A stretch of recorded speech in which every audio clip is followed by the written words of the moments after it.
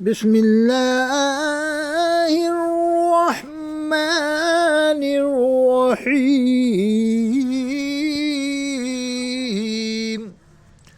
اللہ فرماتا ہے انما المؤمنون اخوہ، بے شک مومن مومن کا بھائی ہے۔ فاصلحوا بین اخویکم، تو اپنے بھائیوں کے درمیان اصلاح کرو۔ جو بھی کلمہ پڑھ رہا ہے، دیوبندی، بریلوی، اہل حدیث، مودودی، عطاری، شاکری، تبلیغی، یہ سب مسلمان ہیں، کلمہ پڑھا ہے، اللہ اس کے رسول پر ایمان رکھتے ہیں، نماز کو مانتے ہیں، روزے کو مانتے ہیں، زکوٰۃ کو مانتے ہیں، حج کو مانتے ہیں، قربانی کو مانتے ہیں، عید بقرعید کو مانتے ہیں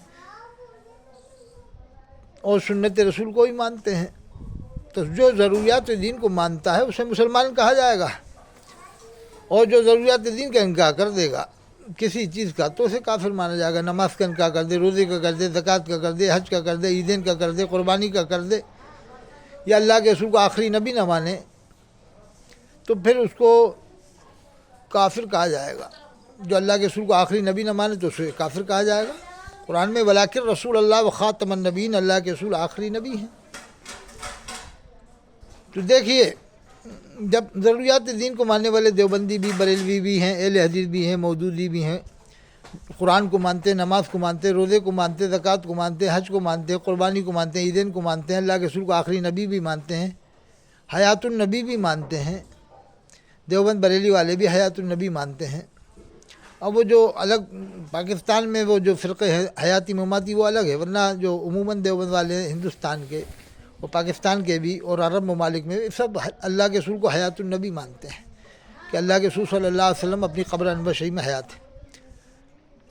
حضرت مولانا قاسم نانوتوی صاحب کی تو پوری کتاب ہی اس بارے میں ہے، آب حیات کے نام سے، کم بیش 300 صفحات کی ہے، میرے پاس گھر میں ہے آب حیات۔ آپ نے بہت دلائل دے کر ثابت کیا کہ اللہ کے رسول اپنی قبر انور شریف میں حیات ہے۔ وہ آیت بھی لکھی ہے وَلَوْ أَنَّهُمْ إِذ ظَلَمُوا أَنفُسَهُمْ جَاءُوكَ، جب لوگ اپنے نفسوں پر ظلم کریں تو آپ کے پاس آئیں، فَاسْتَغْفَرُوا اللَّهَ وَاسْتَغْفَرَ لَهُمُ الرَّسُولُ، اور وہ اللہ سے استغفار کریں، وہ اللہ سے استغفار کریں اور آپ بھی ان کے لیے استغفار کریں، لَوَجَدُوا اللَّهَ تَوَّابًا رَحِيمًا، تو وہ اللہ کو توبہ قبول کرنے والا اور رحم کرنے والا پائیں گے۔ حضرت قاسم نانوتوی صاحب نے بھی اس آیت کو لکھ کر وسیلے کے بارے میں بتایا ہے۔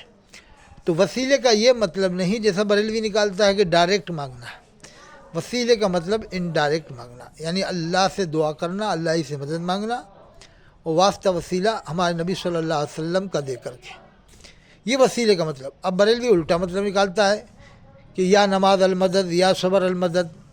وہ کہتا ہے قرآن میں آیا کہ یا ایھا الذین آمنوا استعینوا بالصبر والصلاۃ، اے ایمان والو نماز سے صبر سے مدد مانگو، اور پھر نماز سے بھی مدد نہیں مانگتا نہ صبر سے۔ ارے اس آیت پہ عمل تو جبھی ہوگا جب یوں کہو گے یا نماز المدد یا صبر المدد۔ قرآن میں فَإِنَّ اللَّهَ هُوَ مَوْلَاهُ وَجِبْرِيلُ وَصَالِحُ الْمُؤْمِنِينَ، بے شک اللہ بھی مددگار ہے، جبریل اسلام بھی، فرشتے بھی۔ تو ایک دلیل دیتا ہے کہ دیکھو قرآن میں آیا کہ جبریل اسلام بھی مددگار ہیں، فرشتے بھی، تو پھر یا جبریل علیہ السلام المدد کہو، کیوں نہیں کہتے؟ پوری دنیا کا ایک بھی بریلوی نے آج تک یا جبریل علیہ السلام المدد کا، میرے خیال سے ایک بھی بریلوی سے میں نے نہیں سنا، پوری دنیا میں آج تک کسی نے نہیں کہا۔ جب قرآن میں آیا تو کہو نا۔ ارے یہ آیت کا شان نزول دیکھو، پورا قرآن نبی پر نازل ہوا ہے، تو ہمارے نبی کے زمانے میں حضرت جبریل السلام تشریف لاتے تھے اللہ کے حکم سے، اس موقع کے مطابق اللہ نے فرمایا کہ بے شک میں بھی مددگار ہوں، جبریل السلام بھی، فرشتے بھی، جب جبریل السلام ہمارے نبی کے پاس تشریف لاتے تھے۔ اب اس آیت سے اس طرح سے استدلال کرنا کہ صاحب جبریل السلام بھی اللہ نہیں ہے، اللہ نے خود فرمایا میں بھی مددگار ہوں، جبریل السلام بھی، تو جبریل السلام سے ہی مدد مانگ سکتے ہیں، ولیوں سے ہی مدد مانگ سکتے ہیں، تو مانگو نا جبریل السلام سے مدد، کیوں نہیں مانگتے؟ آدم علیہ السلام سے مدد کیوں نہیں مانگتے؟ موسیٰ علیہ السلام سے مدد کیوں نہیں مانگتے؟ عیسیٰ علیہ السلام سے مدد کیوں نہیں مانگتے؟ حضرت یوسف علیہ السلام سے مدد کیوں نہیں مانگتے؟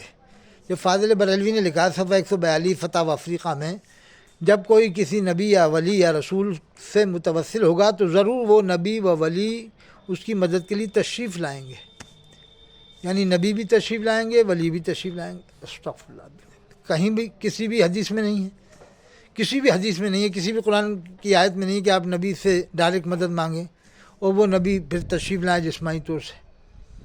ہمارے نبی صلی اللہ علیہ وسلم اللہ کے حکم سے سب سے پہلے قیامت میں ہمارے نبی صلی اللہ علیہ وسلم اپنی قبر انور شریف سے تشریف لائیں گے، حدیث شریف میں لکھا ہوا ہے، کتابوں میں لکھا ہے۔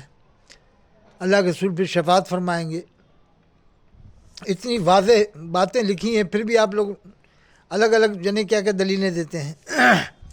کہ حضرت شیخ عبدالقادر جیلانی فرمایا میں ساری دنیا کو ایسے دیکھتا ہوں جیسے ہتھیلی پر رائی کا دانہ۔ تو دنیا میں امریکہ بھی ہے، انگلینڈ بھی ہے، انڈیا بھی ہے، راجستھان بھی ہے، جے پور بھی ہے، کوٹا بھی ہے۔ یہ کب کہا پیر صاحب نے؟ پیران پیر نے کب کہا ہے؟ دنیا کو کہا انہوں نے، میں دنیا کو ایسے دیکھتا ہوں جیسے ہتھیلی پہ رائی کا دانہ ہے۔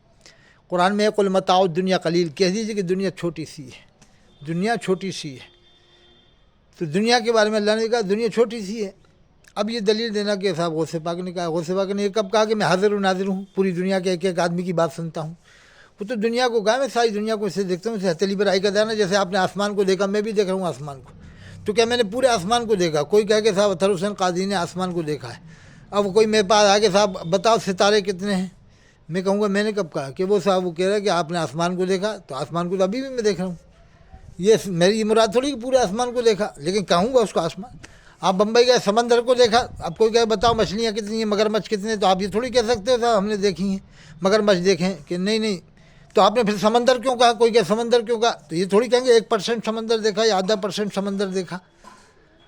تو بڑے پیر صاحب نے فرمایا میں ساری دنیا کو ایسے دیکھتا ہوں جیسے ہتھیلی پر رائی کا دانہ۔ تو وہ تصوف کے معنی میں قول ہے۔